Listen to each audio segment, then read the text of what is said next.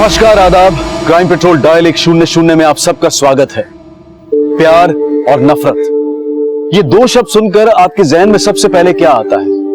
यही ना कि ये दोनों एहसास पूरी तरह से दिल से जुड़े हैं, इनमें पूरी शिद्दत होती है। लेकिन कई बार हमारे रिश्ते और व्यक्तित्व पर दिल से ज्यादा दिमाग हावी हो जाता है और फिर हम दिल की सुन ही नहीं पाते। ये प्यार अगर नफरत पर हावी हो जाए तो जिंदगी गुलजार बन जाती है, लेकिन अगर यही नफरत प्यार पर हावी हो जाए तो इसके खतरनाक अंजाम सामने आते हैं।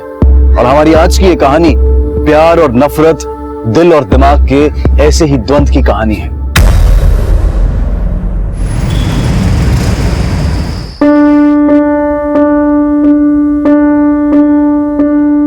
ओ, तो फुर्सत मिल गई मैडम।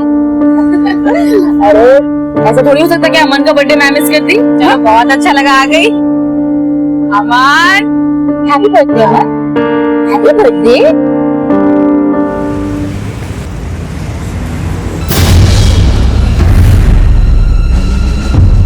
हेलो हेलो हेलो, मेरी बात सुनो। देखो, मैं तुमसे आखिरी बार। चुप, एकदम चुप। मेरी बात सुनो। देखो, अब मैं तुम्हारा पागलपन और नहीं झेल सकता। मैं मानता हूँ कि मुझसे गलती हुई थी, लेकिन अब मैं अपनी गलती सुधारना चाहता हूँ और सुधारूंगा। मैं अपनी बीवी बच्चे को लेने उनके पास जा रहा हूँ। मैं अब उनके साथ ही रहूंगा। अगर मान गई तो ठीक है, वरना इस बार मैं जरूर कुछ कर बैठूंगा। देखो, मैं ये कहना चाहती। आज के बाद मुझे कॉल करने की कोई जरूरत नहीं है। ड्राइवर, एयरपोर्ट ले लेना। बच्चों ने जो डांस किया ना, मजा आ गया मुझे, लेकिन थकान भी होगी।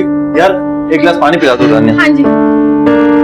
माँ, मैं तो कहता हूँ कि हर हफ्ते एक ऐसी पार्टी होनी चाहिए। नानी, मैं आपको अपनी ड्राइंग दिखाऊं? हाँ, दिखाओ। हाँ बेटा, दिखाओ। नानी, ये देखो। अरे वाह, ये तो बहुत प्यारा बनाया है। मामा, नानी, मॉम, मामी, मी। लेकिन बेटा, इसमें तुम्हारे पापा तो है ही नहीं। माँ, जब इसके पापा इसकी लाइफ में ही नहीं है तो इसकी ड्राइंग में क्यों होंगे? अपने मन की कड़वाहट बच्चे के मन में मत घोलो। वैसे भी पति का घर छोड़कर मायके में रहना अच्छी बात नहीं होती है। अरे तुम्हें पति की जरूरत नहीं है, लेकिन बेटे को बाप की जरूरत है। मम्मी जी, ये घर दीदी का भी है। शादी के बाद लड़की इतनी भी पराई नहीं हो जाती कि मायके वाले उसके आंसू भी ना पहुंचे।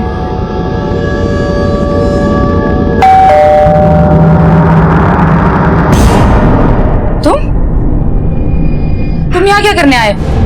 काव्या, काव्या, मैं तुम्हें वापस ले जाने आया हूँ। अब मैं तुम्हारे और वेदांत के बिना नहीं रह सकता। प्लीज काव्या, प्लीज मेरे साथ चलो। तुम्हारे साथ? ताकि तुम मुझे फिर से धोखा दे सको, है ना? काव्या, काव्या, कितनी बार समझा चुका हूँ तुम्हें। जैसा तुम समझ रही हो वैसा नहीं है। मेरा किसी के साथ कोई अफेयर नहीं है। मुझे तुम्हारी कोई बात नहीं सुननी, मानव, ठीक है? अरे इतनी जतन से तुझे मना रहा है, तुझे समझ में नहीं आ रही है? माँ, आप मेरे मामलों में ना ही बोले तो अच्छा होगा। और ये मेरे और मानव के बीच की बात है। और मानव, तुम चलो। निकलो यहाँ से। काव्या, मैं काव्या, तुम्हारे मेरी निकलो यहाँ बात, से। काव्या, मेरी बात तो सुनो। मुझे तुम्हारी कोई बात समझने की कोशिश तो करो। काव्या, जाओ यहाँ से, मानव। काव्या, काव्या, मैं समझा रहा हूँ कुछ। मानो भाई साहब, अरे भाई यहाँ से। भाई आप चाहिए, मैं कह रहा हूँ चाहिए। आप समझो भाई। काव्या, काव्या, मेरी बात सुनो। काव्या,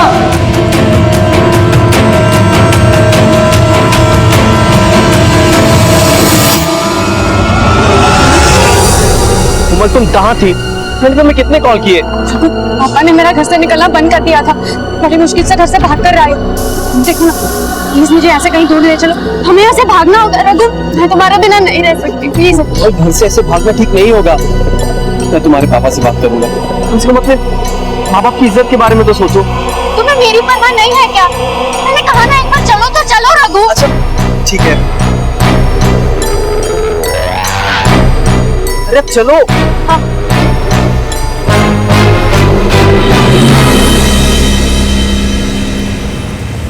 मेरे बेटों को पैसा मिल जाना चाहिए। अगर उन्हें पैसा नहीं मिला ना तो तुम्हारी लाश लेकर आएंगे मेरे पास, समझे? लाओ भाई, खाना लाओ। कोमल ने खाना खाया? हाँ, वो स्तुति ने खिला दिया उसे।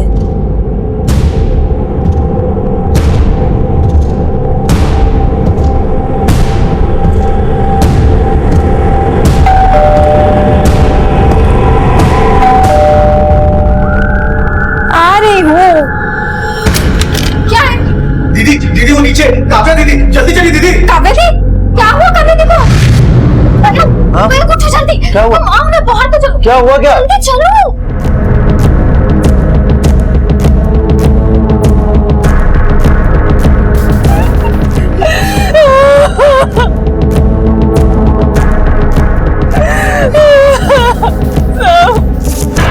पार्टी में गए थे।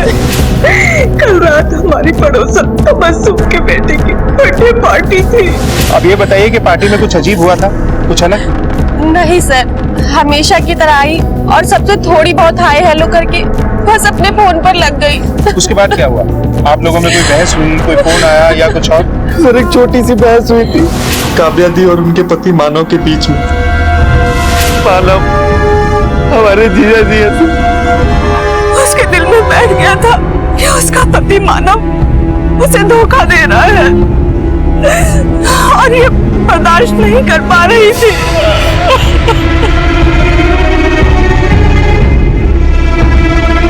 सर, इनके हाथ से रिंग मिली है। ये रिंग?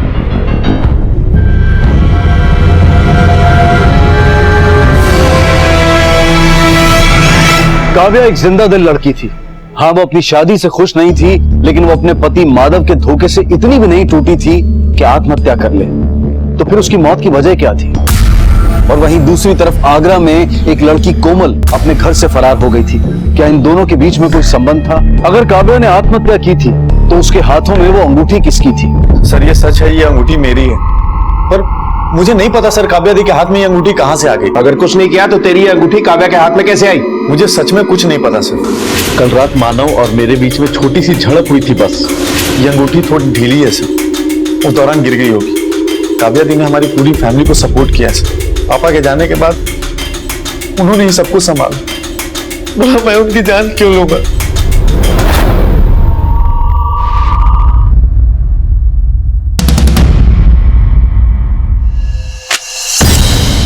बस यही कमी रह गई थी कि बेटी घर से भागकर सबकी नाक कटाए। पापा, स्तुति को सब पता होगा कि कोमल कहाँ है, वो किसके साथ गई है। स्तुति तो सुबह सुबह कॉलेज चली गई और स्तुति का फोन भी नहीं लग रहा है और कोमल का फोन बंद आ रहा है। जय, तू स्तुति के कॉलेज आवर्स को लेकर आ। कान खोल के सुन लो, ये बात पुलिस तक नहीं जानी चाहिए। सर, मुझे तो ऐसा लगता है कि जब घर के सब लोग सो चुके थे तब टेरेस में काव्या और मयंक के बीच में किसी बात को लेकर बहस हुई होगी और मयंक ने काव्या को धक्का देने की कोशिश की होगी और हाथापाई में मयंक की अंगूठी काव्या के हाथ में आ गई। इस फुटेज को लैब में भेज के क्लीन करवाओ और काव्या के कॉल रिकॉर्ड भी निकलवाओ। घर में कोई फोर्स्ड एंट्री नहीं थी। अगर मयंक की माने कि उसने काव्या का खून नहीं किया है तो भी काव्या ने सुसाइड तो की है। उसकी क्या वजह होगी? कहीं ऐसा तो नहीं कि मानव ने वहां से जाने के बाद काव्या को फोन किया जिससे काव्या को गुस्सा आया। इस मानव को बुलवाओ। Yes sir. हाँ सर, काव्या मुझसे डिवोर्स लेना चाहती थी। पता नहीं क्यों, लेकिन उसे हमेशा ऐसा लगता था कि मैं उसे धोखा दे रहा हूँ। रोज तुम्हारे पास फोन का बहाना रहता है ना मानव? हाँ बताओ, आज इसके लिए क्या बहाना बनाओगे? बोलो। काव्या कितनी बार बताओ, मॉडल गिर रही थी, उसे बचाने के चक्कर में लग गई होगी ये लिपस्टिक। हमेशा झूठ बोलते हो, मुझे पागल बनाते हो, है ना?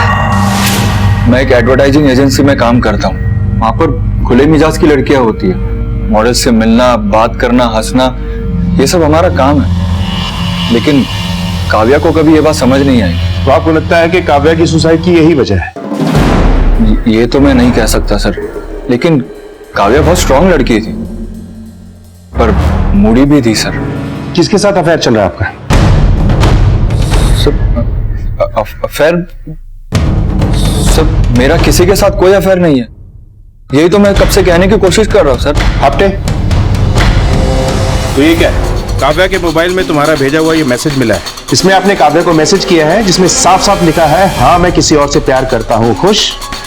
हाँ सर, मैंने ये मैसेज किया था, लेकिन सर वो काव्या मुझ पर हमेशा बेवजह शक करती थी, इसीलिए मैंने गुस्से में आकर ये मैसेज किया था सर। ठीक है, तुम जा सकते हो।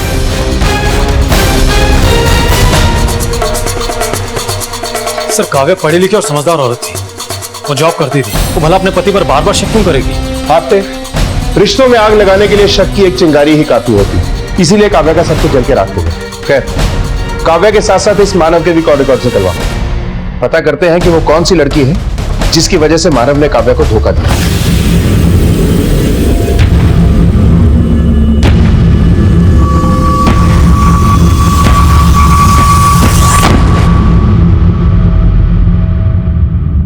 चलो।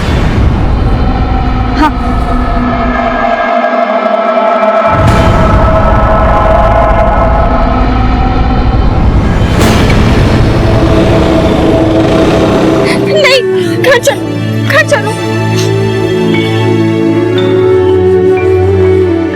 सर, काव्या के फोन पर उस रात को मानव का कोई फोन नहीं है और ना ही किसी और का।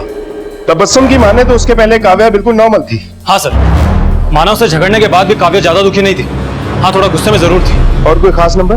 नहीं सर, मानव के कॉल रिकॉर्ड्स में ऐसा कोई स्पेशल नंबर नहीं है जिससे उसके अफेयर की बात को सच्चा माना जाए। और सर, काव्या के कॉल लिस्ट में ऑफिस से रिलेटेड ही कॉल्स हैं। सर, काव्या अपने ऑफिस के एचआर मैनेजर थी। पोस्टमार्टम की इनिशियल रिपोर्ट आ गई है और रिपोर्ट के मुताबिक काव्या के शरीर पर चोट का कोई भी निशान नहीं है और ना ही उसके शरीर में नशीले पदार्थ की मात्रा मिली है और ना ही कोई स्ट्रगल का निशान है। तो पोस्टमार्टम करने वालों का भी फिलहाल यही मानना है कि काव्या ने सुसाइड किया है। क्योंकि काव्या के हाथ में मयंक की अंगूठी महज एक इत्तेफाक नहीं हो सकती। खैर, जैसा दिखता है अक्सर ऐसा होता नहीं, कोई तो बात है इसके पीछे। सर, आपको लगता है कि काव्या की हत्या हुई है? आपने मुझे जो लगता है उस तक पहुंचने के लिए मेरे पास मयंक की डिटेल्स होना जरूरी है और क्लियर सीसीटीवी फुटेज भी। और पता करो, मयंक के पास कोई मोटिव था काव्या को मारने का? Yes sir.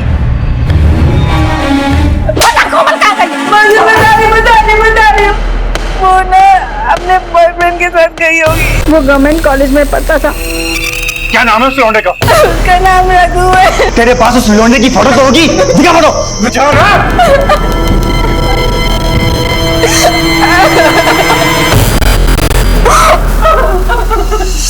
इसके कॉलेज से इसकी जन्म कुंडली निकलवाओ और अपने दोस्तों के जरिए कोमल के फोन की लोकेशन निकलवाओ। पुलिस को इस बात की भनक नहीं लगनी चाहिए। इस मामले को हम खुद ही सर डालेंगे। मुझे ये लड़का जिंदा या मुर्दा चाहिए। कोमल के फोन की लोकेशन निकलवाओ। पुलिस को इस बात की भनक नहीं लगनी चाहिए। इस मामले को हम खुद ही सर डालेंगे। मुझे ये लड़का जिंदा या मुर्दा चाहिए। एक तरफ तहकीकात में काव्या की जिंदगी के पहलू सामने आ रहे थे। उसकी जिंदगी में चल रही उथल पुथल तहकीकात को नए मोड़ दे रही थी। कभी हत्या तो कभी आत्महत्या की तरफ घुमा रही थी। और वहीं दूसरी तरफ आगरा में कोमल के पिता और दोनों भाई उसकी तलाश में जमीन आसमान एक कर रहे थे। और वहीं पुलिस किसी ठोस नतीजे पर पहुंचने के लिए दिन रात जुटी हुई थी। सर, आपका शक सही था। ये काव्या के पिता के दिल्ली वाले घर के पेपर्स हैं, लेकिन मयंक ने अपने वकील की मदद से जाली पेपर्स बनवाए हैं। सर, वो दिल्ली वाले घर को अपने नाम पर बेचने की डील भी कर रहा था।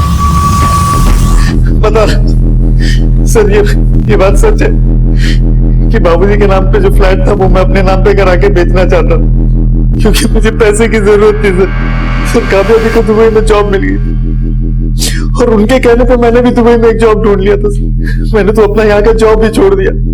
हम अपना सब कुछ बेच करके दुबई शिफ्ट होने वाले थे, पर पता नहीं उन्हें क्या हो गया सर।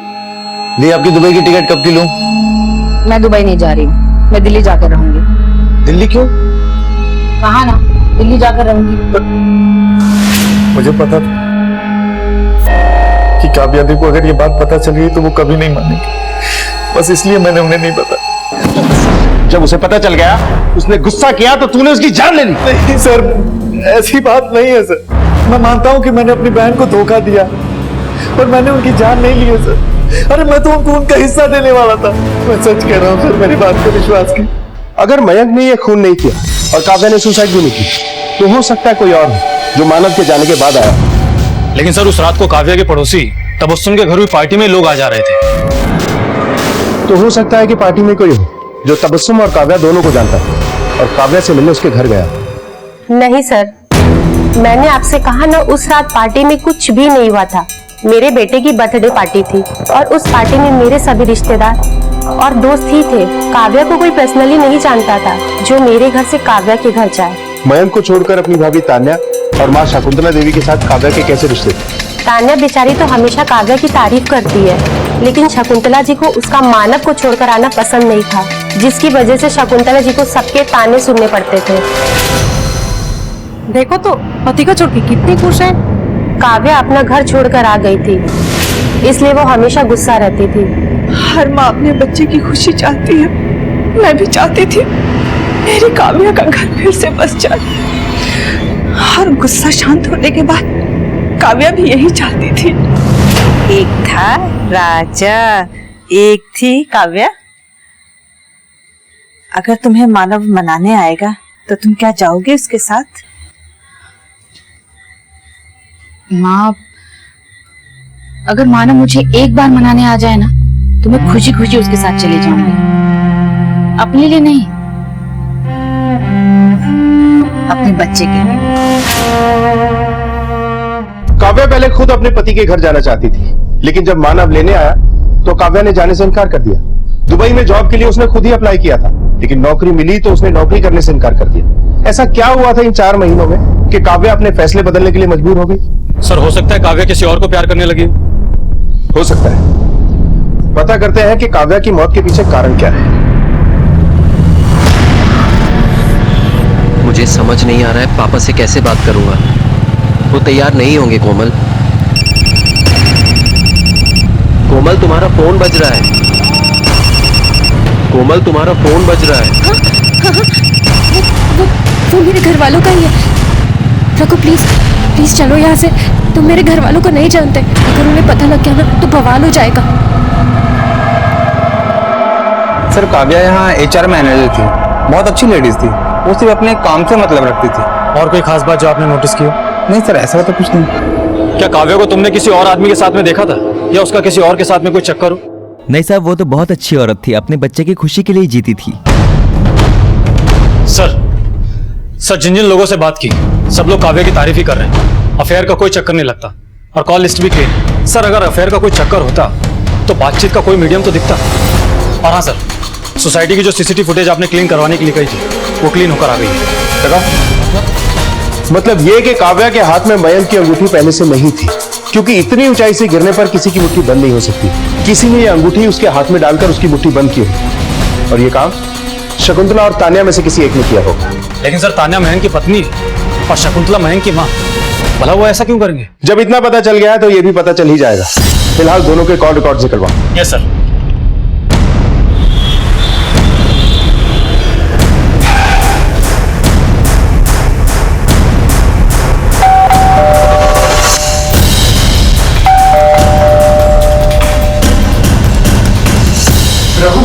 ये क्या बदतमीजी है? क्या कर रहे हो आप लोग? अरे तेरा बेटा राघवेंद्र श्रीवास्तव गवर्नमेंट कॉलेज से तेरा पता निकाला है। जल्दी बता दे साला कहाँ है? लेकिन हुआ क्या है? बताओगे आप मुझे? क्या हुआ? क्यों मेरे बाबूजी को परेशान कर रहे हो आप लोग? ऐसे नहीं बताएगा। ये तेरा बेटा है ना? हाँ। अरे बोल, रघु कहाँ है? कहाँ है रघु? अरे हमें नहीं पता रघु कहाँ है। भाई कोमल दिल्ली में है। चल चल चल।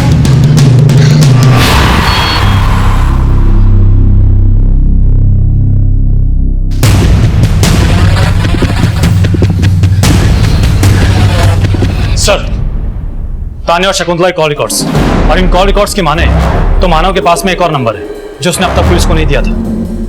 इसके लास्ट नंबर पे कुछ निकला तो नहीं था? नहीं सर, लेकिन इस दूसरे नंबर पर बहुत कुछ है। Good job. इनकी पूरी कुंडली निकालो। बहुत जल्द इस केस की सबसे बड़ी गुत्थी सुलझने वाली है। Yes sir.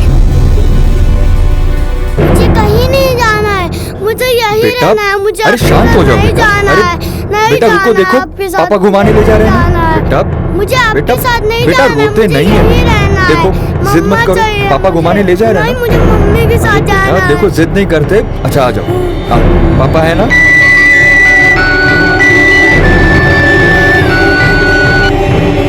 हेलो, तुम्हारा दिमाग खराब हो गया है? देखो मेरी बीवी मर गई है। मैं अच्छा पति तो नहीं बन पाया, लेकिन एक अच्छा बाप तो बन सकता हूं ना।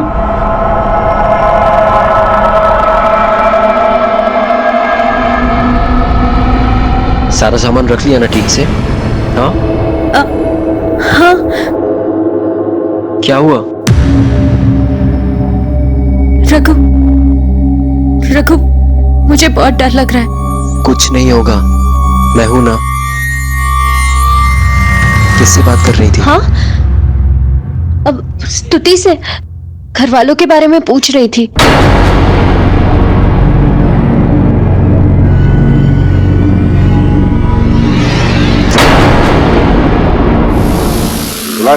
भाई मुंह नहीं खोल रहे।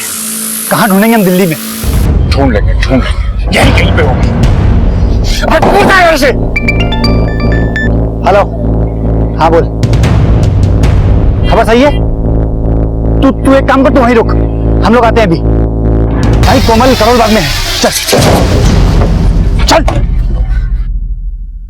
मिस्टर मानव, ये है आपके दूसरे नंबर के कॉल डिटेल्स और ये आपकी दूसरी स्पेशल फ्रेंड के कॉल रिकॉर्ड्स। हाँ तो तानिया जी, क्या कहना चाहेंगे आप अपने और मानव के ताल्लुकात के बारे में? सर ये आप क्या कह रहे हैं? हाँ मैं मानव से बात करती थी, लेकिन सर क्या दो लोगों के बीच सिर्फ एक ही रिश्ता हो सकता है? लेकिन जो रिश्ते होटल के कमरे में जाके खत्म होते हैं उन्हें बस एक ही नाम दिया जा सकता है। ये है उन होटल्स के डिटेल्स जहां आप दोनों मिला करते थे। हमारे लिए बहुत मुश्किल नहीं था। आप दोनों की मोबाइल लोकेशंस जहां मैच हुई, हमने आप लोगों की फोटो दिखाकर वहां पूछताछ की और मानना पड़ेगा आप लोग बहुत मशहूर हैं होटल्स में। इसके आगे आप खुद बताएंगे तो बेहतर होगा। सर मैं और मयंक कभी एक दूसरे को समझ ही नहीं पाए, इसलिए हम दोनों कभी नजदीक भी नहीं हुए।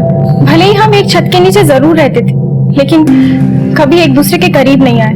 इसलिए शादी के 3 साल बाद भी हमारे कोई बच्चा नहीं हुआ। सर मानव और काव्या दी अक्सर हमारे घर आया करते थे, और जब घर पर कोई नहीं होता था तो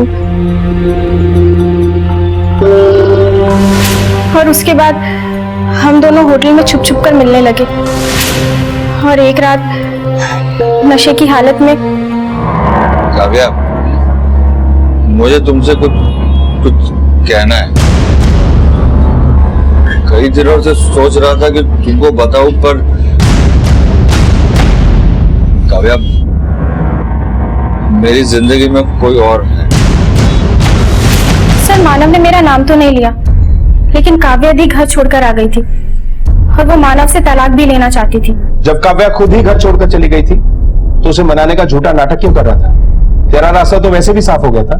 सर मैं मानता हूं कि मुझसे गलती हुई थी, लेकिन मैं काव्या से बहुत प्यार करता हूं सर, और काव्या से भी ज्यादा अपने बेटे वेदांत से। मैं अपनी फैमिली को नहीं खोना चाहता था सर, लेकिन ये तानिया मेरे पीछे ही पड़ गई थी। मैं तुम्हारे पीछे पड़ गई थी? एक मिनट, जब मानव नहीं माना तो तुमने काव्या को रास्ते से हटा दिया। सर मैं मानती हूँ, मैं मानव को चाहती थी, लेकिन सर मेरा यकीन कीजिए, मैंने काव्या दी को नहीं मारा। लेकिन तुमने मयंक को रास्ते से हटाने की कोशिश तो की ना, उसकी अंगूठी काव्या के हाथ में रखकर। लेकिन सर मेरा यकीन कीजिए, मैंने काव्या दी को नहीं मारा। अच्छी खासी गृहस्थियां बर्बाद कर दी तुम लोगों ने, अपने स्वार्थ के लिए अपने जीवन को भी बर्बाद कर लिया। तानिया ने ना सिर्फ काव्या का घर बर्बाद किया, बल्कि वो अपनी गृहस्थी भी जला चुकी थी। अब जानना सिर्फ ये था कि क्या उसने काव्या का कत्ल भी किया था, या फिर कोई और था जिसने काव्या की मानसिक परेशानियों का फायदा उठाया था।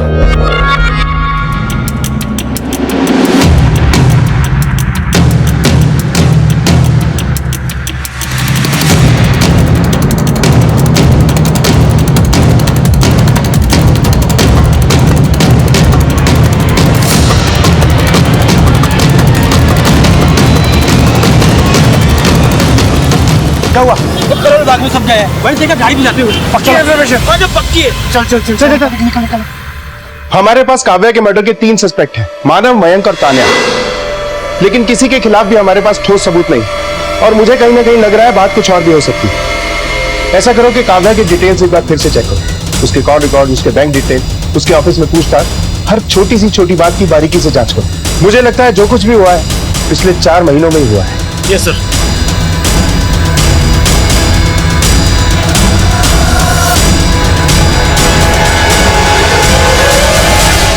सर हमने काव्या की बैंक डिटेल्स को वेरीफाई किया और इस एटीएम ट्रांजैक्शन के अकॉर्डिंग काव्या 2 महीने पहले आगरा गई थी। काव्या की मां का कहना है कि वो दिल्ली गई थी ऑफिस के काम से, और ऑफिस वालों का कहना है कि काव्या बीमार थी, इसलिए उसने छुट्टी ले रखी थी। मतलब काव्या झूठ बोल के आगरा गई थी, लेकिन आगरा में उसका कौन हो सकता है? सर हमने काव्या के कॉल रिकॉर्ड्स को एक बार फिर से वेरीफाई किया, और कॉल रिकॉर्ड्स के अकॉर्डिंग आगरा का बस एक नंबर है जो किसी कोमल के नाम पर रजिस्टर्ड है। सर इस नंबर पर पिछले 4 महीनों में सिर्फ 4 बार ही बात हुई है। इसीलिए जब पहली बार कॉल डिटेल्स आई तो हमें इस नंबर पे शक नहीं हुआ। हाँ सर, जब मुझे इस नंबर पर डाउट हुआ तो मैंने इसकी कॉल डिटेल्स निकलवाई। और सर, सबसे चौंकाने वाली बात तो ये है कि जब काव्या के मर्डर के बाद ये नंबर बंद हो गया। हो सकता है ये कोमल मानव और तान्या की मदद कर रही है। इस कोमल का काव्या के मर्डर से जरूर कोई ताल्लुक। पता करो कि ये कोमल कौन है। Yes sir.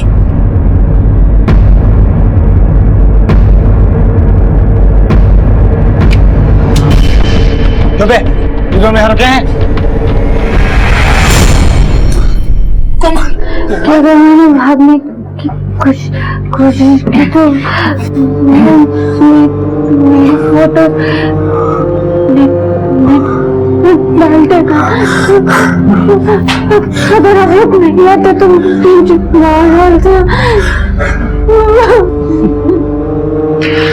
कोमल तू चिंता मत कर, तू घर चल, हम उस रघु को जान से मार देंगे। तू चल।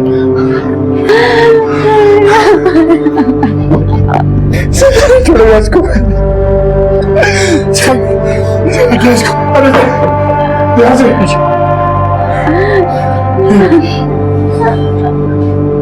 बोलिए, क्या बात है?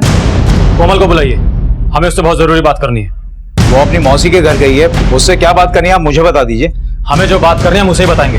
फोन करो, उसे बोलो जल्दी घर आए। माँ, कोमल आ गई। माँ, ये सब यहाँ? कोमल, तुम मुंबई में किसी काव्या को जानती हो? जी नहीं।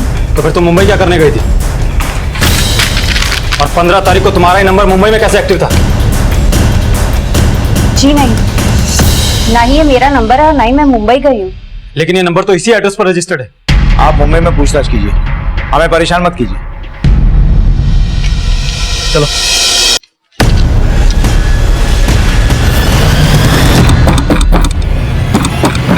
कोई है, कोई है, कोई है क्या? क्या ये सब वैसे बांध के क्यों रखा? इसकी जान चली जाती तो? अरे वाह बेटा, तुमने तो बहुत अच्छी खीर बनाई है। बहुत बढ़िया है। हाँ माँ, खीर तो बिल्कुल अच्छी है। नाइस वन कोमल। कोमल सच में अच्छी खीर बनाई है।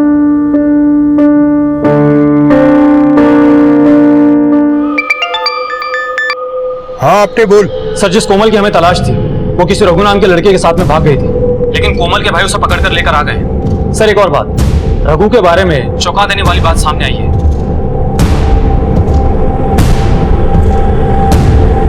सर, मुझे लगता है कि आपको आगरा जल्दी आ जाना चाहिए। ठीक है, मैं आता हूँ। कोमल, तुम रो क्यों रही हो? मैं तुम्हें कुछ नहीं होने दूंगा।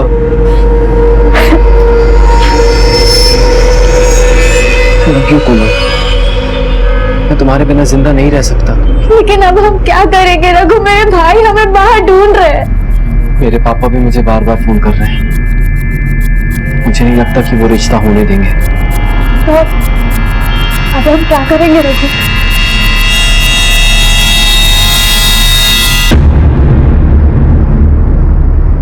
हम सबको मार डालेंगे। क्या? ये तुम क्या कह रहे हो रघु? सही कह रहा हूँ, वरना कब तक हम इस तरह कुत्तों की तरह भागते रहेंगे? वो लोग हमें एक न एक दिन पकड़ लेंगे और मार डालेंगे।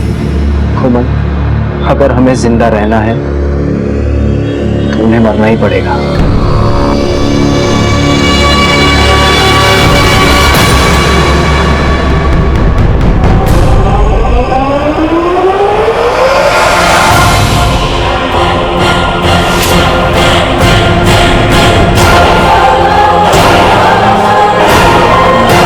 अजीब लोग हैं आप। आपके बेटे को मारा पीटा, आपके छोटे बेटे को उठा कर ले गए, और आप लोग कह रहे हैं कि आपको कंप्लेंट नहीं करनी। साहब, रघु तो हमारे लिए कब का मर चुका है। उसके चक्कर में उसके दोस्त की बहन वैशाली ने अपनी जान दे दी, और वो दुखी होने की जगह खुश था, बहुत खुश। तब हमने उसे घर से निकाल दिया। आप कहना क्या चाहते हैं? साफ साफ बताइए। साहब, जब रघु छोटा था तभी उसकी माँ हमें छोड़कर किसी के साथ भाग गई थी। सब लोग उसे बहुत ताने देते थे, उसका मजाक उड़ाते थे। कुछ अजीब सा जुनून उसके ऊपर सवार हो गया था। और साहब, जब कोमल के बाप ने हमें बताया कि वो कोमल को लेकर भाग गया है तो हम बहुत डर गए थे। हमने सोचा कि कहीं वो कोमल की भी जान ना ले ले, लेकिन भगवान का शुक्र है कि वो बच्ची बच गई।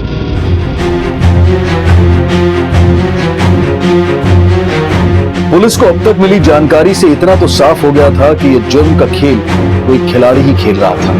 उस तक पहुंचने के लिए पुलिस ने बड़ी बारीकी से छानबीन शुरू की। सर हमने सारी लड़कियों की डिटेल्स निकाल ली है। जिस वैशाली की बात हो रही है उसके फोन पर किसी रुचि का नंबर है और रुचि ने 6 महीने पहले ही सुसाइड किया। लेकिन सर सबसे चौंकाने वाली बात तो ये है कि रुचि के फोन पर काव्या का नंबर है और काव्या ने भी सुसाइड किया और काव्या के फोन पर कोमल का नंबर है।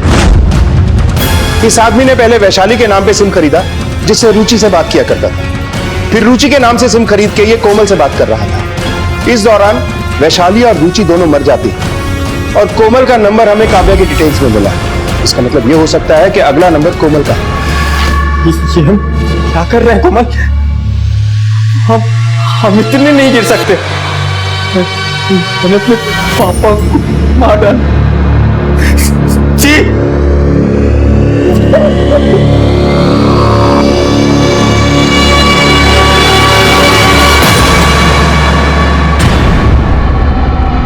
लेकिन तुमने ही तो कहा था कि हम सबको मार देंगे। क्या करवाने जा रहा था मैं तुमसे? मुझे ना तो जीने का हक है ना तुमसे प्यार करने का। ये क्या करने जा रही थी? अपने परिवार वालों को मार रही थी। बाकी तो हमें सब समझ में आ गया। ये बता कि इतनी रात को काव्या के घर में कैसे घुसा तू?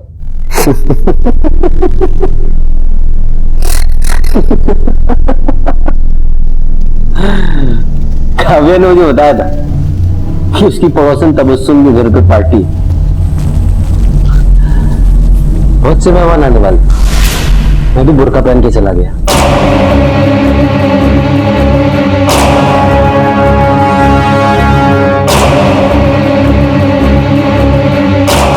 और सीढ़ियों के नीचे छुपकर सही वक्त का इंतजार करने लगा। इसीलिए सीसीटीवी फुटेज में तू हमें दिखाई नहीं दी। बहुत आसान था तो। बहुत आसान। एक्चुअली ना काव्या को ना उसके घर में मारना चाहता था।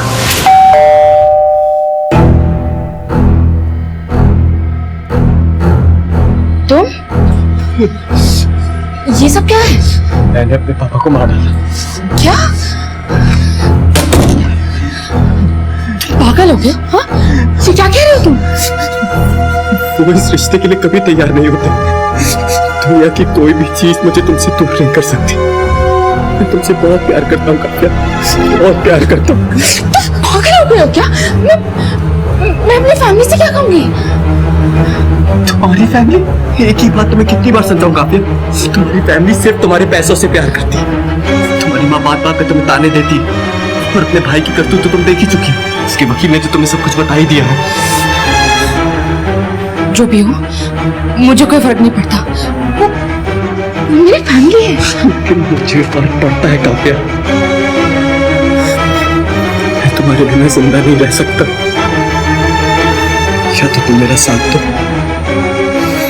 या मैं इस जिंदगी का साथ छोड़ के जा रहा हूं।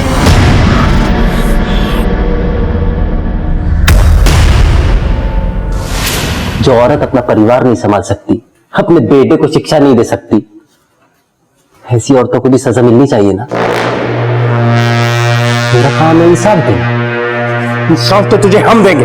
तेरा सारा गेम हमें समझ में आ चुका है। बस ये बता, तू लड़कियों को कॉल कैसे करता था?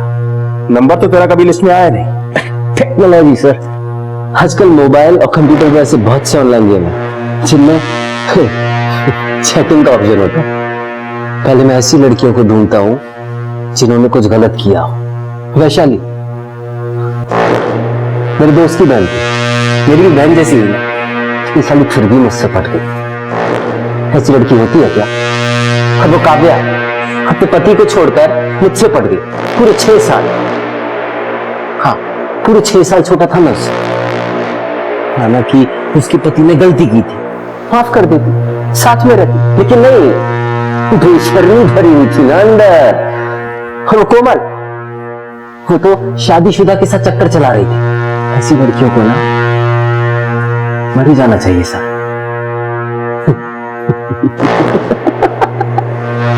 मैं ना बस लोगों के दिमाग से खेल रहा था।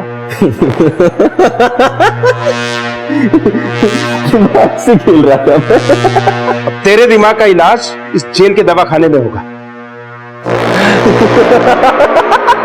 तान्या को काव्या के सुसाइड को मर्डर साबित करने के लिए और पुलिस को गुमराह करने के लिए गिरफ्तार किया गया और महेंद्र और उसके बेटों को रमन और उसके बेटे अरव के साथ मारपीट और अरव के अपहरण के आरोप में गिरफ्तार किया गया। आज पूरी दुनिया टेक्नोलॉजी के जरिए एक दूसरे से जुड़ी है। दोस्त बनाने में कोई बुराई नहीं, लेकिन यह सुनिश्चित करना जरूरी है कि हम किसके साथ अपनी बातें शेयर कर रहे हैं, क्योंकि प्यार को नफरत में बदलते देर नहीं लगती और जब सबसे करीबी इंसान नफरत पर उतारू होता है तो ज्यादा घातक साबित होता है। देखते हैं हमारे आज के एपिसोड की दूसरी कहानी।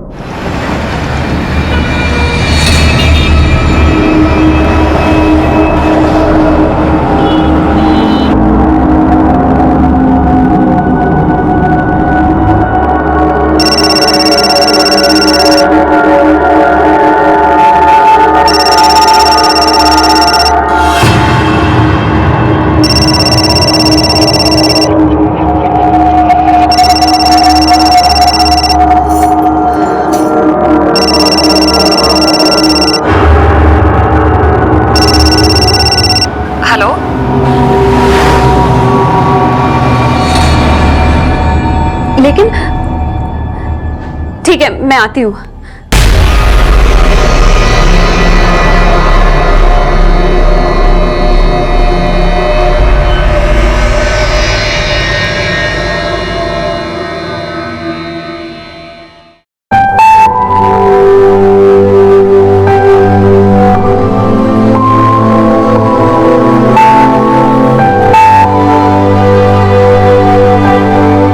देखो ऋतु, वैसे तो हम एक दूसरे को जानते हैं, लेकिन एक नई शुरुआत के लिए फिर से अजनबी बन जाएं।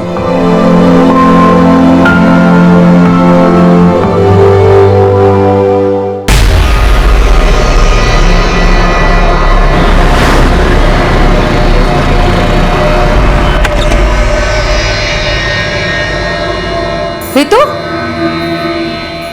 इतनी जल्दी में कहाँ जा रही है बेटा? सब ठीक तो है ना बेटा? जी मम्मी जी, सब ठीक है। वो मैं मार्केट जा रही थी। अकेले जा रही हो? भूमिका को आने दो ना, उसे अपने साथ ले जाना। नहीं मम्मी जी, वो अदिति की मम्मी का कॉल आया था, उनके साथ जा रही हूँ। वो वेट कर रही होंगी मेरा। अदिति की मम्मी? अच्छा अच्छा, हाँ ठीक है, जाओ।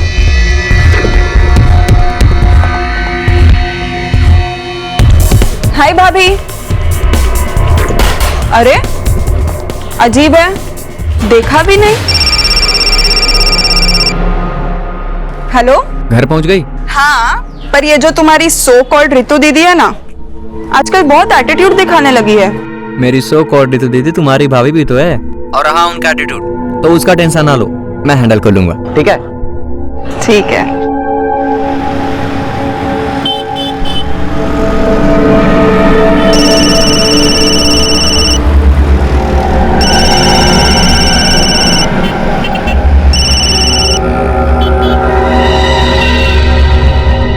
हेलो।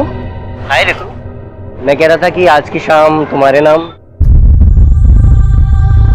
शॉपिंग, डिनर और फिर फिल्म का नाइट शो, सिर्फ हम दोनों। क्या कहती हो? हेलो रितु, तुम कुछ बोल क्यों नहीं रही हो? सब ठीक है ना? नहीं निशांत, ऐसा कुछ नहीं है, सब ठीक है। तो फिर शाम को रेडी रहना, हमको 7 बजे चलना है, ठीक है? ओके।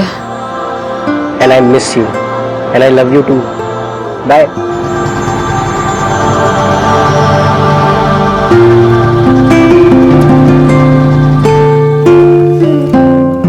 कितनी अच्छी है ये ना? हाँ। तुमको पता है, जब तक तुम्हारे हाथों की ये मेहंदी नहीं उतरेगी ना, तब तक ये पिक्चर मेरी डीपी से नहीं हटेगी। और मेहंदी उतरने के बाद? मेहंदी उतरने के बाद डीपी चेंज, स्टेटस चेंज।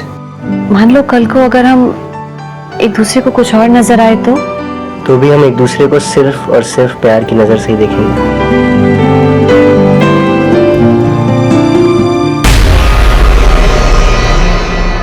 16 जुलाई 2016 को ऋतु वशिष्ठ को आखिरी बार देखा गया और 16 जुलाई की रात ही उसकी गुमशुदगी का केस पुलिस के सामने आया था। लेकिन मौजूदा वक्त में ऋतु कहां जा रही थी, वो किससे मिलने वाली थी? यह इस केस का ऐसा अध्याय था जो बेहद ही नाटकीय अंदाज से लिखा गया था। ऋतु की शादी 1 महीना पहले निशांत वशिष्ठ के साथ हुई थी और यह शादी दोनों की खुशी और रजामंदी से हुई थी। ऋतु एक एजुकेटेड हाउसवाइफ थी और निशांत एक कोचिंग इंस्टीट्यूट में ट्यूटर था। कोचिंग इंस्टीट्यूट के अलावा वो घर पर भी कोचिंग क्लासेस दिया करता था।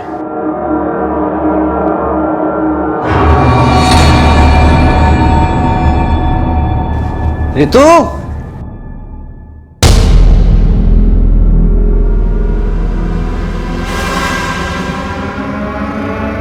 आप जिस नंबर को डायल कर रहे हैं वो इस समय स्विच्ड ऑफ है।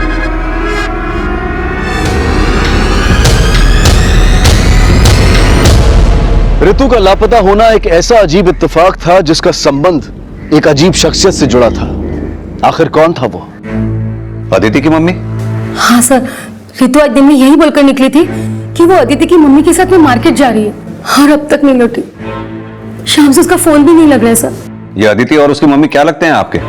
सर अदिति मेरी स्टूडेंट है, मुझसे घर पर ट्यूशन पढ़ने आती है। वहीं पर ऋतु और अदिति की पहचान हुई। शायद ऋतु को कोई गलतफहमी हो गई सर, वो किसी और औरत को अदिति की मम्मी समझ बैठी। क्या मतलब? किसी और औरत को अदिति की मम्मी समझ बैठी? हाँ सर, दरअसल 3-4 दिन पहले ही ऋतु एक औरत को हमारे घर लाई थी। मम्मी जी, ये रजनी जी हैं, अदिति की मम्मी। नमस्ते बहन जी। नमस्ते। हाँ, आइए बैठिए ना, मैं आपके लिए चाय बना के लाती हूँ। अरे नहीं मम्मी जी, आप बैठिए ना इनके साथ, चाय मैं बना के लाती हूँ। आइए। ऋतु ने बोला था कि वो अदिति की मम्मी है, पर सर वो अदिति की मम्मी नहीं थी। अगर वो अदिति की मम्मी नहीं थी तो आपने मान क्यों लिया? क्या आप अदिति की मम्मी को जानती नहीं है? सर असल में अदिति की मम्मी को मेरे अलावा घर में किसी ने नहीं देखा है, सब अदिति को ही जानते हैं। और जब ऋतु ने मम्मी से बोला कि ये अदिति की मम्मी है तो मम्मी ने बिलीव कर लिया। और ऋतु ने मुझसे भी कभी नहीं बोला सर कि वो किसी और औरत को अदिति की मम्मी समझ बैठी थी। अगर वो औरत अदिति की मम्मी नहीं है तो फिर वो औरत है कौन? सर सिर्फ मम्मी ही उस औरत से मिली थी और जब मम्मी ने बताया कि ऋतु अदिति की मम्मी के साथ गई है तो मैंने पहले अदिति को फोन किया।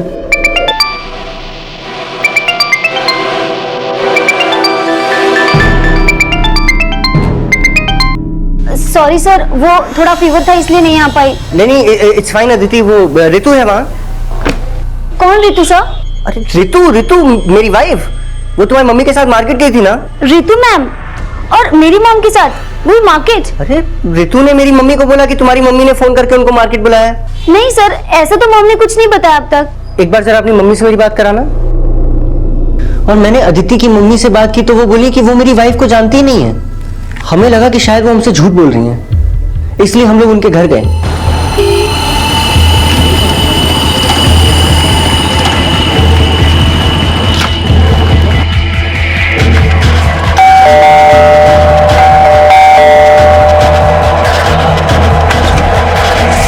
सर आप? जी अदिति है। अदिति? निशांत सर आप अदिति की मम्मी? बेटा उस दिन ऋतु ने तो मुझे किसी और से ही मिलवाया था। ये रजनी जी हैं, अदिति की मम्मी।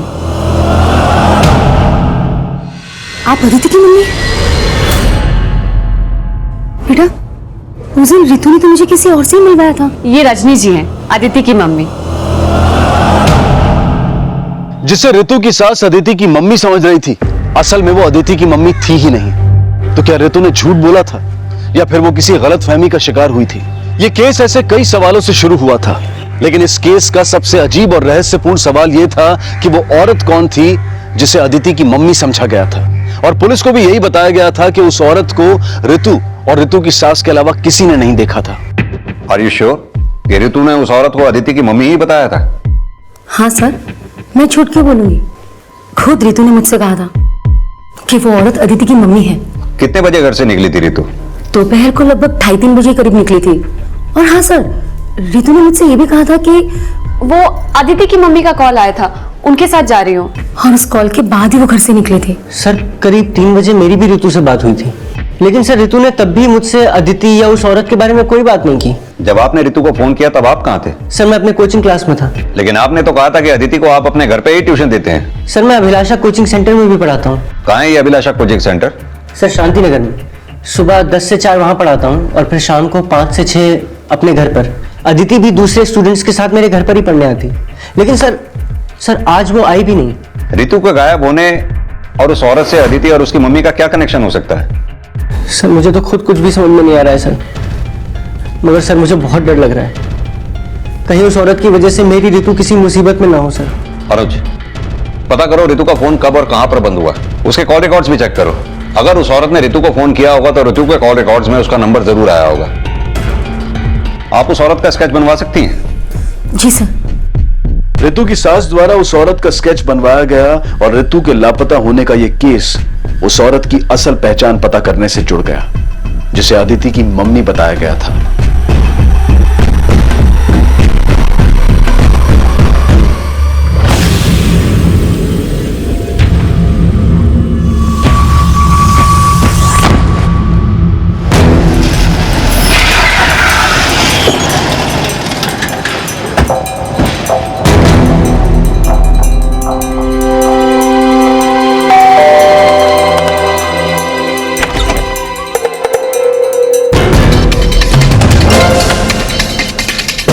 हम नहीं जानते ये कौन है। बेकार में हमें परेशान क्यों किया जा रहा है? आपको परेशान नहीं कर रहे, बल्कि रितु के हस्बैंड और उसकी मदर इन लॉ की बात कंफर्म करने के लिए यहाँ आए। माना कि आप रितु से कभी नहीं मिली, लेकिन अदिति तुम निशांत के घर पिछले 7 महीने से ट्यूशन पढ़ने जा रही हो। रितु को कितना जानती थी जो रितु ने इस औरत को अपनी सास से तुम्हारी मम्मी कहकर मिलवाया? सर निशांत सर की शादी के कुछ ही दिनों बाद सर ने अपने स्टूडेंट्स और कलीग्स के लिए एक पार्टी रखी थी। वही पहली बार मैं रितु मैम से मिली थी। Congratulations. We wish you a very happy married life. Thank you. तब से रितु मैम से कभी कभार बातें हो जाती थी, पर हम सिर्फ घर में ही मिलते थे, बाहर हम नहीं मिलते थे, और ना ही मेरे पास उनका नंबर है। आई डोंट नो कि वो क्यों मिसअंडरस्टैंड कर रही है कि ये लेडी को मेरी मॉम कह रही है।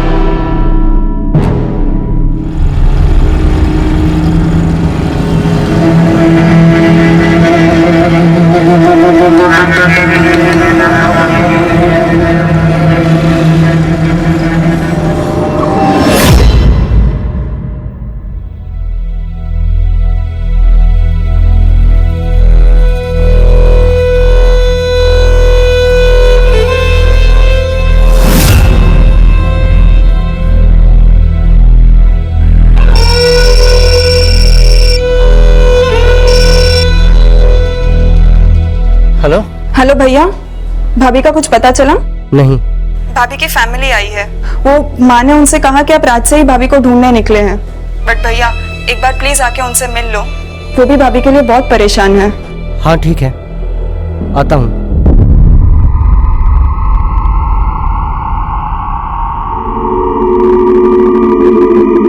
भगवान पे भरोसा रखो समदन जी।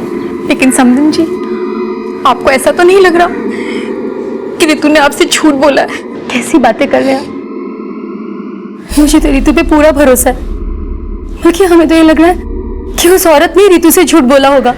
लेकिन मौसी जी, वो लेडी कौन हो सकती है जिसकी वजह से कल रात से रितु दी घर नहीं आई है?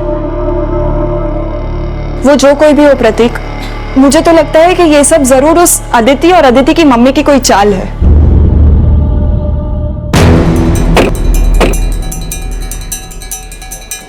सर, रितु के कॉल रिकॉर्ड्स, इसके मुताबिक उसका फोन कल शाम को 4 बजे झांसी टीकमगढ़ हाईवे के पास स्विच ऑफ हुआ। इसके कॉल रिकॉर्ड्स में अदिति या उससे माँ से रिलेटेड कोई भी नंबर नहीं है। उस औरत के नंबर का कोई क्लू मिला जिसे रितु ने अपनी सास से अदिति की माँ कह के मिलवाया था? ये रजनी जी हैं, अदिति की मम्मी। सर रितु के फोन से एक नंबर पे पिछले 7 दिन से अक्सर बातचीत हो रही है। सर कल दोपहर 2:30 बजे भी उस नंबर से रितु को फोन आया था। करीब 3:30 बजे रितु की मोबाइल की लोकेशन झांसी हाईवे की थी, जहां से रितु ने उस नंबर पे फोन किया।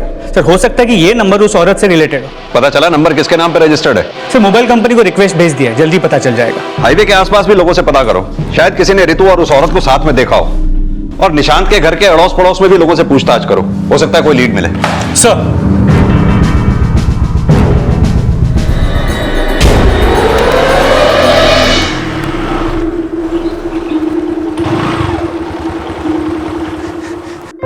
जिया जी, कुछ दीदी का पता चला क्या? प्रतीक, अगर कुछ पता चला होता ना तो मैं अकेला नहीं लौटता।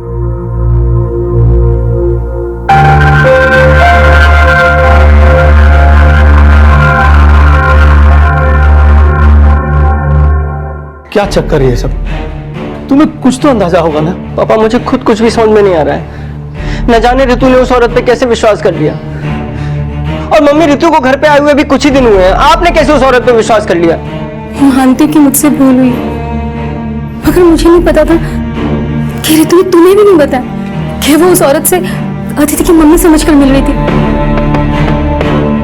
बेटा, रितु से जरूर कोई भूल हुई होगी, उसे प्लीज गलत मत समझना। नहीं नहीं मम्मी, मैं उसको गलत नहीं समझ रहा हूँ। पापा, मुझे सच में बहुत डर लग रहा है, कहीं रितु के साथ कुछ। रितु के साथ क्या हुआ होगा, वो अब कहां होगी, ये रहस्य फिलहाल उस औरत की पहचान के भरोसे था जिसे अदिति की मम्मी की झूठी पहचान दी गई। लेकिन रितु के ससुराल और अदिति के घर से लेकर रितु के मोबाइल की आखिरी लोकेशन तक उस औरत की पहचान का कोई भी सिरा जुड़ता नजर नहीं आ रहा था। और जिस मोबाइल नंबर को उस औरत तक पहुंचने का जरिया समझा जा रहा था, उसका परिणाम भी शून्य था। सर, वो नंबर फेक आईडी पे 7 दिन पहले एक्टिवेट किया गया है और उस नंबर से सिर्फ रितु को फोन किया गया है। यानी कि उस नंबर का इस्तेमाल रितु के खिलाफ साजिश रचने में हुआ। ये अदिति और उसकी मम्मी का कनेक्शन उस औरत या उस नंबर से कोई है क्या? नहीं सर, उस औरत को लेकर अब तक हमारे पास कोई भी लीड नहीं है। हमारे पास ऐसा कोई भी विटनेस नहीं है जिसने उस औरत को देखा हो या उसे पहचानता हो। अनुज, ये औरत अभी हमारे पास एक स्केच के अलावा और कुछ भी नहीं, और इस औरत को शक्ल दी है रितु की सास ने। कहीं ऐसा तो नहीं इस औरत का कोई अस्तित्व भी ना हो? सर, मतलब आप कहना चाहते कि रितु की सास ने हमसे झूठ बोला और रितु को गायब करने में उसी का हाथ है? हो सकता है। रितु 1 महीना पहले निशांत से शादी करके इनके घर में आई। एक नई नवेली दुल्हन को गायब करने की वजह दहेज से लेकर कुछ भी हो सकती है। शायद रितु को गायब करने के लिए ऐसी साजिश रची गई जिसमें अपराधी को ऐसी शक्ल दी गई जिसका कोई नाम नहीं, कोई पहचान नहीं। पुलिस अब इस थ्योरी पर काम करने लगी कि कहीं रितु का गायब होना रितु के ससुराल वालों की साजिश तो नहीं, जिसकी इन्वेस्टिगेशन में रितु और निशांत की शादी का वो अध्याय खुलने लगा जिसमें एक तरफ रितु की शादी के बाद से रितु के निशांत और उसके परिवार से संबंध खंगाले जाने लगे, और वहीं दूसरी तरफ रितु के परिवार से भी रितु की शादीशुदा जिंदगी और निशांत रितु के आपसी रिश्ते से जुड़े सवाल पूछे जाने लगे। सर, मुझे नहीं लगता कि रितु के ससुराल में किसी के साथ भी किसी तरह का कोई मनमुटाव था। हो सकता है कोई ऐसी बात हो जो आप लोगों के कानों तक पहुंची ही ना हो। मेरा मतलब शादी के बाद रितु से कोई ऐसी मांग की गई हो जो वो आप लोगों को बता ही ना पाई हो। सर, निशांत और उसकी मम्मी ने तो शादी से पहले भी कोई मांग नहीं रखी थी, और इसीलिए हमने मतलब शादी के बाद बिना मांगे बहुत कुछ दिया था सर। और अगर ऐसी कोई बात होती तो रितु हमसे शेयर करती सर। और सर, रितु तो निशांत जी और उसकी सास की तारीफ करते हुए नहीं थकती थी। वो वहां पे बहुत खुश थी, लेकिन पता नहीं इसकी खुशियों को किसकी नजर लग गई। निशांत और उसके घर वालों को कब से जानते हैं आप लोग? सर, 10 साल पहले तक तो वो हमारे पड़ोसी थे, लेकिन निशांत के डैडी के डेथ के बाद वो लोग शिफ्ट कर गए। सर, मैं रितु के लिए लड़का तलाश रहा था। उसी समय मेरी मुलाकात निशांत से हुई।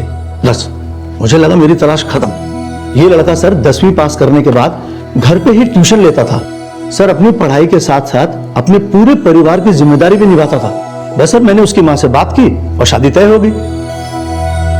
राजेश जी, मेरी और आप लोगों की हाँ तो है, लेकिन शादी तो रितु और निशांत को करनी है, इसलिए फैसला इन्हीं लोगों पे छोड़ा जाए तो अच्छा है। जी बिल्कुल। वैसे तो दोनों बच्चों में स्कूल में एक साथ पढ़ते थे, लेकिन इस बात को बीते काफी अरसा हो गया, तो क्यों नहीं इन दोनों को एक साथ बात करने का अकेले मौका दे दिया जाए? जी जरूर।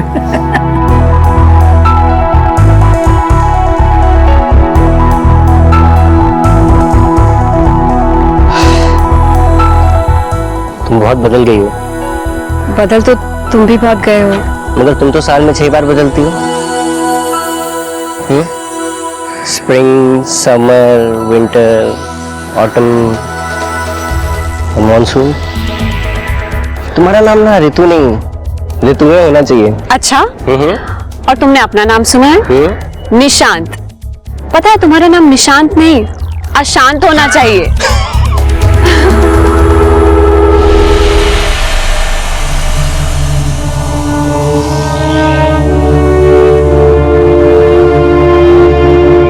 अफसाने भी बदलते हैं बदलते वक्त के साथ।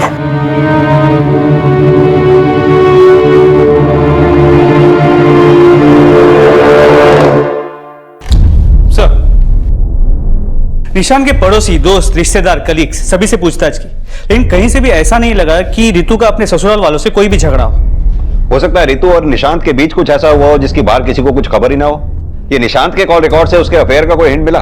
नहीं सर, निशांत की बातचीत ज्यादातर अपने कलीग्स या स्टूडेंट से होती थी और पूछताछ के दौरान भी निशांत या उसकी माँ के बारे में सबने अच्छा ही बोला है।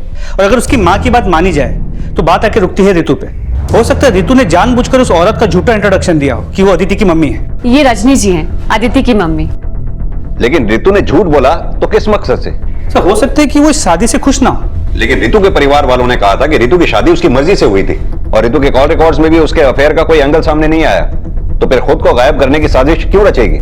सर रितु का झूठ बोलना अपने आप में एक साजिश है। जो औरत अपने आप को गायब करने की साजिश कर सकती है वो अपने अफेयर को भी छुपा सकती है। तो हो सकता है कि उसके पास और एक नंबर हो। अनुज, अगर रितु को गायब होना ही था तो फिर उस औरत को अदिति की मां बताकर घर में लाना और एक कॉल के बाद गायब हो जाना कुछ अजीब नहीं लगता? कहानी कुछ और ही है। रितु के गायब होने में कहीं ऐसा तो नहीं कि अदिति और उसकी मां का कोई कनेक्शन हो? ये इन दोनों को अच्छी तरह से इन्वेस्टिगेट करो। ये रितु और निशांत की जिंदगी से जुड़े हर आदमी को अच्छी तरह से खंगालो। हो सकता है कोई ऐसा हो जो रितु और निशांत की जिंदगी से ना खुश हो। हमें हर पॉसिबिलिटी को अच्छी तरह से खंगालना होगा। जी सर। पिछली बार मैंने घाटे का सौदा किया, लेकिन इस बार नहीं। तुम्हारे ससुराल वालों को तुम्हारा सच पता चल गया तो पता है ना क्या होगा। मम्मी, आप और भैया सिर्फ यही क्यों मान रहे हो कि भाभी को गलत फहमी हुई होगी कि वो औरत अदिति की मम्मी है? ऐसा भी तो हो सकता है ना कि शायद भाभी ने आपसे झूठ बोला हो। तो कहना क्या चाहती है? वो भला मुझसे झूठ क्यों कहेगी?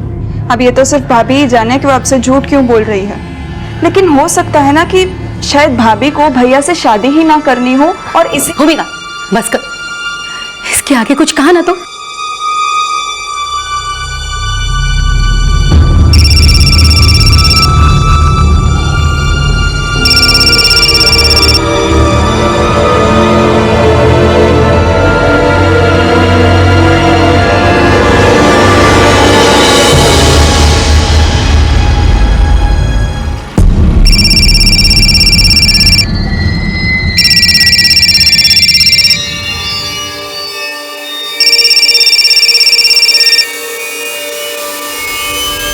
हेलो।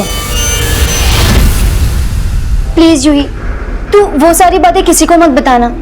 अगर ये सारी बातें सामने आ गई तो मेरी मॉम मेरा जीना मुश्किल कर देगी।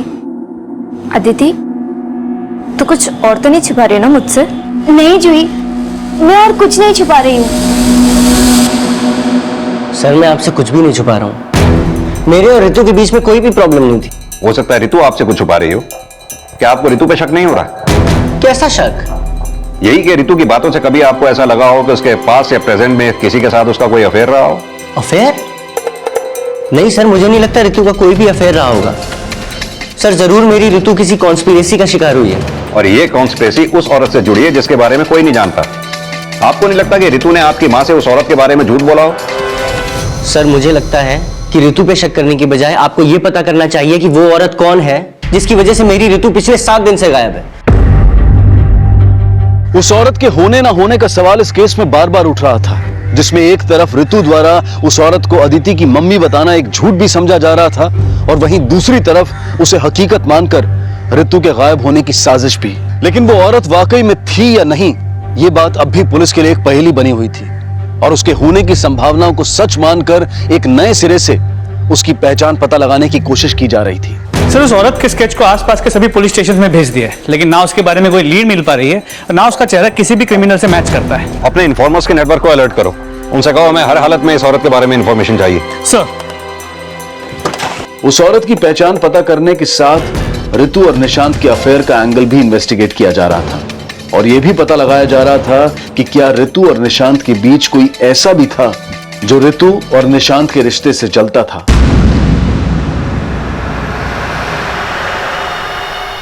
लेकिन जल्द ही कुछ नए समीकरण सामने आए जिनका कनेक्शन अदिति की मम्मी के साथ नहीं बल्कि अदिति से जुड़ा था। सर मैंने अदिति और रितु मैम को कहीं बाहर मिलते हुए तो नहीं देखा, लेकिन क्या? नहीं सर, कुछ नहीं। देखो अगर अदिति से रिलेटेड बात है और तुम छुपा रही हो तो अभी बता दो, वरना। नहीं सर, ऐसी बात नहीं है। पर रितु मैम के मिसिंग होने के बाद अदिति ने मुझसे प्रॉमिस लिया था कि मैं ये बात किसी को ना बताऊं। क्या बात है वो?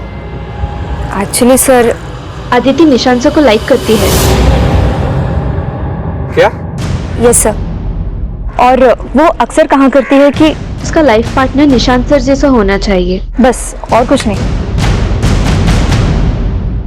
सर, एक 17-18 साल के लड़की के दिल में अपने ट्यूटर के लिए फीलिंग्स होना कोई नई बात नहीं, लेकिन सर क्या इतनी छोटी लड़की इतना बड़ा कांड कर सकती है? एक औरत को अपनी नकली मां बना के पहले उसने रितु को मिलवाया और फिर रितु को गायब कर दिया। हो सकता है अनुज, या फिर यह भी हो सकता है कि अदिति को यह आइडिया देने वाला कोई और ही हो सकता है वो निशांत ही हो। इस निशांत को थाने बुलाओ और तुम जाकर जरा अदिति से पूछताछ करो। सर,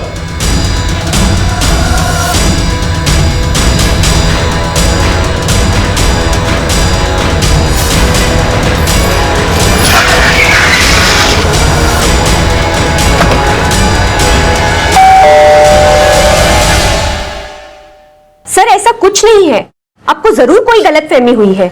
इस बारे में हम अदिति से सुनना चाहते हैं। क्या तुम निशांत सर को लाइक करती हो? हाँ सर, मैं उन्हें लाइक करती थी, लेकिन मैंने रितु मैम को किसी भी लेडी से नहीं मिलवाया था। मैं सच बोल रही हूँ। एक बात बताओ, क्या सिर्फ तुम निशांत सर को लाइक करती हो या वो भी तुम्हें लाइक करते हैं? सर ये कैसी बात कर रहे हैं आप? अदिति मेरी स्टूडेंट है। लेकिन हमने तो सुना है उसी स्टूडेंट ने तुमसे शादी करने के सपने संजो रखे थे। हो सकता है उसकी इसी इनोसेंट फीलिंग का तुम फायदा उठा रहे हो। अदिति ने तुम्हें ब्लैकमेल किया हो कि अगर तुमने रितु से शादी की तो वो तुम्हारे और अदिति के संबंधों के बारे में रितु को बता देगी।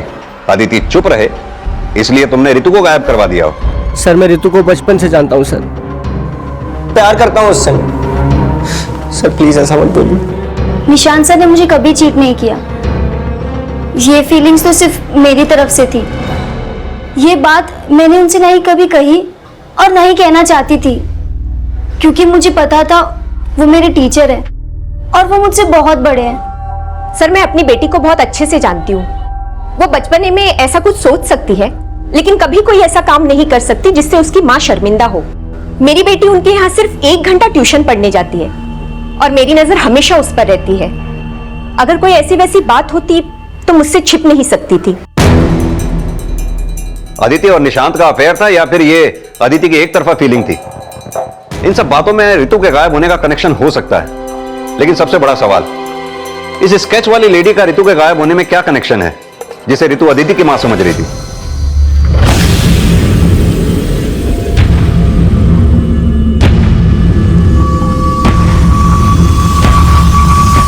सर मैंने निशांत के बहन की एक्टिविटी चेक किया तो पता चला वो अक्सर रितु के भाई प्रतीक से मिलती रहती है।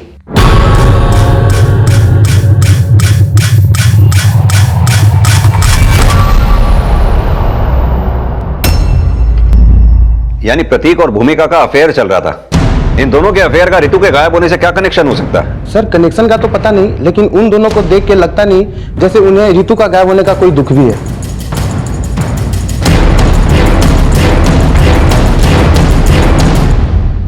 जी सर, मुझे और रितु को पता था कि भूमिका और प्रतीक का अफेयर चल रहा है। आपके कस्टम में आपकी बहन की शादी आपके साले से की जा सकती है? जी सर, लेकिन रितु नहीं चाहती थी कि भूमिका और प्रतीक की शादी हो। वो तो उनको मिलने से भी मना करती थी। तुम दोनों समझ क्यों नहीं रहे हो? देखो अब से तुम दोनों अकेले में बिल्कुल नहीं मिलोगे, सिर्फ और सिर्फ अपनी पढ़ाई पे ध्यान दोगे। पर दीदी हम पढ़ाई पे तो ध्यान दे ही रहे हैं ना। प्रतीक मुझसे बहस मत करो, मैं जितना कह रही हूँ उतना सुनो, वरना मुझे निशांत की मम्मी और हमारे मम्मी पापा से बात करनी पड़ेगी और तुम्हें अच्छे से पता है वो कैसे रिएक्ट करेंगे। हमने प्रतीक और भूमिका के बारे में पता किया। हमें नहीं लगता कि प्रतीक और भूमिका ने रितु की बातों को सीरियसली लिया हो। सर भूमिका ने तो मुझे प्रॉमिस किया था कि वो प्रतीक से कभी नहीं मिलेगी, लेकिन प्रतीक सर अपने तरीके से ही सोचता है। कहीं ये तरीका रितु के गायब होने से तो नहीं जुड़ा? नहीं सर, रितु उसकी बहन है। इन सब बातों का उसके गायब होने से कोई लेना देना नहीं हो सकता। रितु को गायब करने वाला इनमें से कोई भी हो सकता है। अब सवाल यह है कि रितु को गायब करने में इस औरत का हाथ है या इस केस से फिर इस औरत का कोई लेना देना ही नहीं। रितु पिछले 11 दिनों से गायब है। मुझे तो उसके गायब होने में अब सिर्फ 2 ही पॉसिबिलिटीज नजर आती हैं, या तो रितु खुद कहीं भाग गई या फिर किसी अपराध का शिकार हो गई। एक काम करो, रितु के गायब होने से पहले के प्रतीक और भूमिका की एक्टिविटीज चेक करो, उनके कॉल रिकॉर्ड स्टडी करो। हो सकता है इस औरत को रितु से मिलवाने में भूमिका और प्रतीक का ही हाथ हो। सर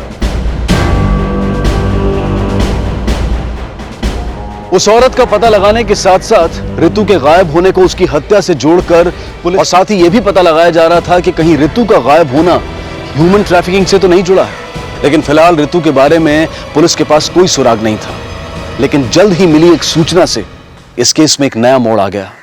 सर, वो फेक आईडी का नंबर जिससे ऋतु को फोन किया गया था अभी अभी झांसी टीकमगढ़ हाईवे के पास स्विच ऑन हुआ है और इस नंबर से फिर से एक कॉल किया गया, इस बार ऋतु के भाई प्रतीक को, जिसके बाद ये नंबर फिर से स्विच ऑफ हो गया। जिस जगह पे ये फोन ऑन हुआ है फौरन एक टीम वहां भेजो और ऋतु के भाई प्रतीक का फोन सर्वेलेंस पे डलवाओ। सर,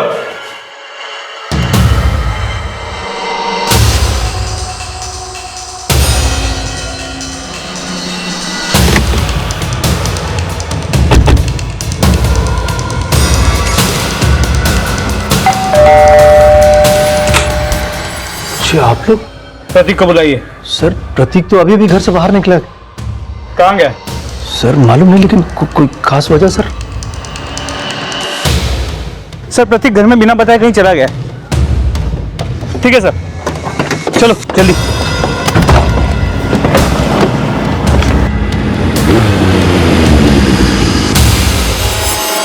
ठीक है सर, प्रतीक का फोन हाईवे के उसी स्पॉट की तरफ मूव हो रहा है जहां से उसे फोन आया था।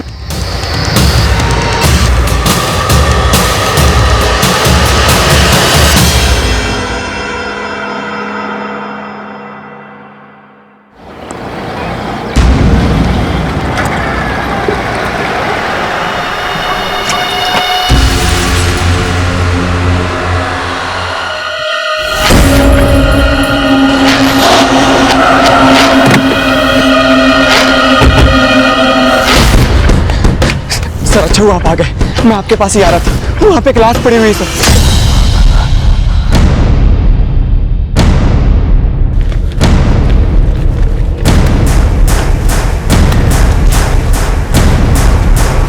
सर ये तो वही औरत लग रही है जिसका स्केच निशान की मां ने बनवाया था। अब ये साफ हो चुका था कि उस औरत का अस्तित्व था जिसका स्केच ऋतु की सास ने यह कहकर बनवाया था कि ऋतु ने उसे अदिति की मम्मी समझा था। लेकिन उस औरत की हत्या का क्या राज था और ऋतु अब तक कहां थी? इन सारे रहस्यों को जानने के लिए अब ऋतु का भाई रिमांड पर था। सर मैंने कुछ नहीं किया, मेरा विश्वास करो सर, मैं तो घर पे था तभी एक लड़की का कॉल आया। हेलो प्रतीक, तुम्हारी बहन तुमसे मिलना चाहती है। कौन बोल रहा है? तुम्हारी सिस्टर की फ्रेंड। और मैं उसकी बातों में आ गया और मैं वहां से भागा, तभी सर आप लोग आ गए। कहानी अच्छी है लेकिन हम विश्वास नहीं करेंगे। सीधी तरह से ये बता के ऋतु कहां पर है? सर मुझे नहीं पता। कहीं ऐसा तो नहीं उस औरत की तरह तूने ऋतु को भी मार दिया? नहीं सर, मैंने किसी को नहीं मारा सर, ऋतु हमारी बहन है, भला मैं उसे क्यों मारूंगा? क्योंकि ऋतु तुझे भूमिका से मिलने से मना करती थी, इसलिए तूने उस औरत की मदद से ऋतु को वहां बुलाया और बुलाकर मार दिया। उस औरत की वजह से तू ना फंस जाए, बाद में तूने उस औरत को भी मार दिया। नहीं सर, मैंने किसी को नहीं मारा सर। अनुज, इसकी तब तक पिटाई करते रहो जब तक ये सच ना बोले।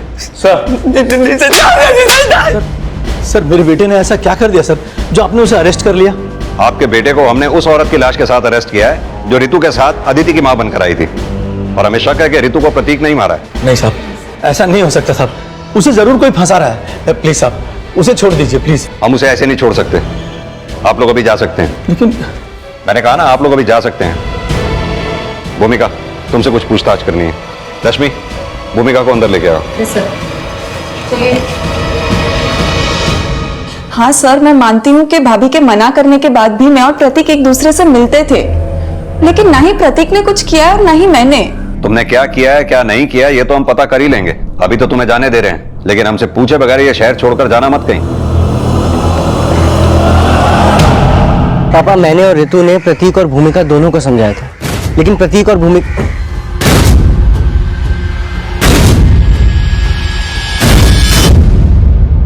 सर, प्रतीक को बहुत तोड़ा लेकिन वो अभी भी अपने बात पे टिका हुआ है।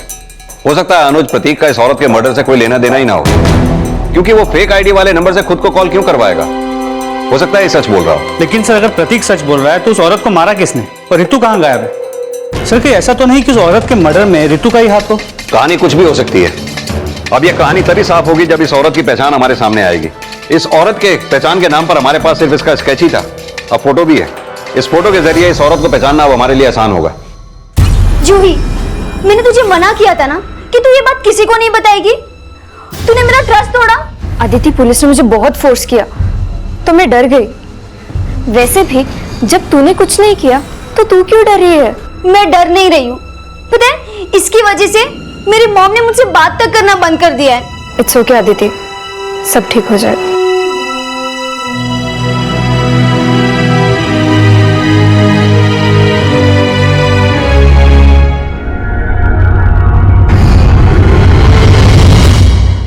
ये उसी औरत का फोटो है।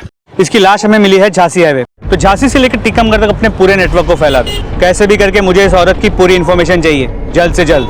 ठीक है साहब। रितु की लीड तलाशने के लिए पुलिस अब उस औरत की फोटो के जरिए उसकी पहचान पता लगाने का प्रयास कर रही थी और इसी दौरान उसकी पोस्टमार्टम रिपोर्ट सामने आई।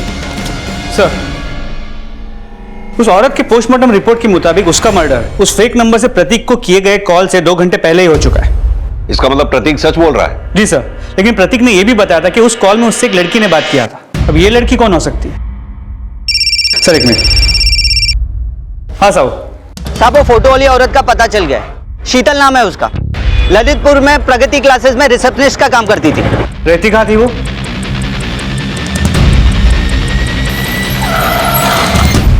आइए सर। बोल चंदू। सर, वो ये घर में रहती है, वो भी अकेले, रेंट पे। 6 महीने पहले उसने प्रगति क्लासेस ज्वाइन की है, तब से वो यहाँ ही रहती है सर।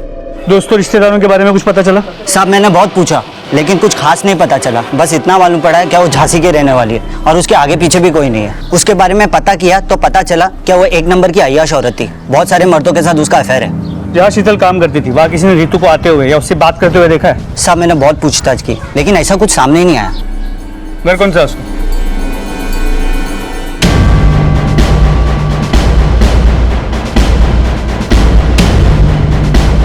दरवाजा तोड़ो।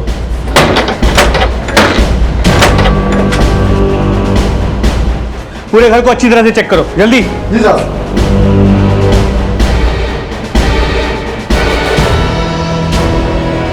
सर, यहाँ कुछ नहीं मिला। सर, घर में कुछ नहीं मिला, लेकिन मैं यहाँ पूछताछ करवाता हूँ और एक टीम को झांसी भेजता हूँ, शायद कोई लीड मिल जाए। जी सर। आखिरकार उस औरत की पहचान शीतल नाम से हो गई और पुलिस ने जब शीतल का बैकग्राउंड खंगाला तो रितु के खिलाफ रची गई साजिश का पर्दाफाश हो गया। सर, शीतल की पूरी इंफॉर्मेशन निकाल ली है। 1.5 साल पहले टीकमगढ़ के ब्राइट फ्यूचर कोचिंग क्लासेस में वो रिसेप्शनिस्ट का काम करती थी। उसी दौरान निशान भी वहां पढ़ाने जाया करता था और उन दोनों के बीच फोन पे बातें भी हुआ करती थी। सर, उसके करंट कॉल रिकॉर्ड्स को चेक किया तो पता चला 10 दिन पहले उसके नंबर पे जूही के नंबर से एक कॉल किया गया था। ये जूही कौन है? सर, जूही भी अदिति के साथ निशान के घर पे ट्यूशन पढ़ने जाती है।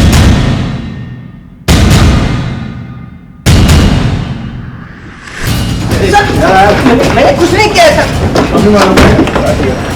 सर, मैंने कुछ नहीं किया। आप लोगों को कोई गलतफहमी हुई है। तूने क्या किया है क्या नहीं किया, जूही हमें सब बता चुकी है। सब मैंने अकेले कुछ नहीं किया, निशान सर के साथ मिलकर किया। अब तू खुद बोलेगा या हम उगलवाएं? सर, मैं जूही से प्यार करता था, लेकिन जूही बहुत रिच फैमिली से बिलोंग करती है सर, और उसका हाथ मांगने की मेरी हैसियत नहीं थी। मैंने सोचा कुछ भी करके मुझे अपना खुद का कोचिंग इंस्टीट्यूट खोलना पड़ेगा, तब शायद उसके पेरेंट्स मुझसे शादी कराने के लिए राजी होंगे। और तब रितु के फादर मुझे मिले।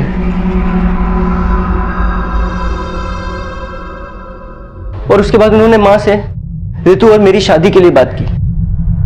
रितु उनकी इकलौती बेटी थी। मुझे लगा कि वो दहेज देने में कोई कमी नहीं रखेंगे, इसलिए दहेज के लिए मैंने रितु से शादी की। मगर जूही से शादी करने के लिए मुझे रितु को रास्ते से हटाना था, और मुझे पता था कि अदिति मुझे लाइक करती है, इसलिए जूही और मैंने मिलकर के प्लानिंग की। मैंने जूही के फोन से शीतल को फोन किया और उसको अदिति की मम्मी बनने की एक्टिंग करने को कहा। मुझे पता था कि शीतल पैसों के लिए कुछ भी कर सकती है। सर, जूही और शीतल रितु से मार्केट में मिले और जूही ने शीतल को अदिति की मम्मी बता करके इंट्रोड्यूस किया, और शीतल ने भी रितु से अदिति की मम्मी बनकर के दोस्ती शुरू की, और धीरे धीरे उससे यह कहना शुरू किया कि उसे शक है कि मेरा और अदिति का अफेयर चल रहा है। और उस दिन रितु को बाहर बुलाने के लिए शीतल ने रितु को फोन करके कहा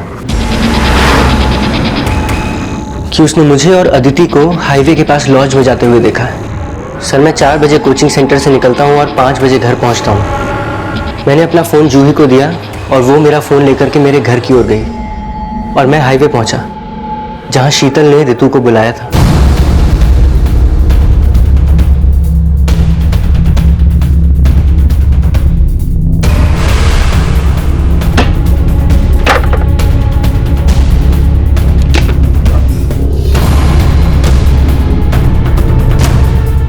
अदिति की मम्मी का इंतजार कर रही हो?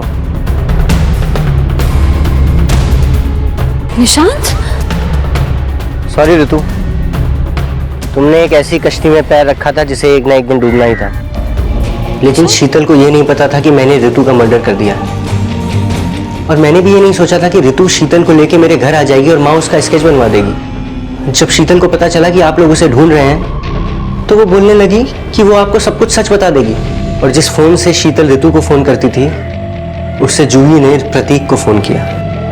प्रतीक, तुम्हारी बहन तुमसे मिलना चाहती है। अब तुझे लगा कि प्रतीक फंस जाएगा।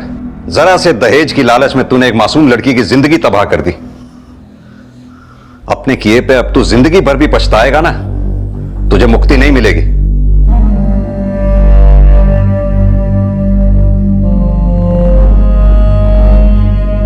ऋतु और निशांत का रिश्ता सिर्फ पति पत्नी का नहीं था, वो दोनों बचपन के दोस्त भी थे। लेकिन लालची और धोखेबाज इंसान रिश्तों का लिहाज नहीं करते। निशांत ने एक ऐसी साजिश को अंजाम दिया जिसमें ऋतु के विश्वास के साथ ही नहीं बल्कि उसके दिमाग के साथ भी खेला गया।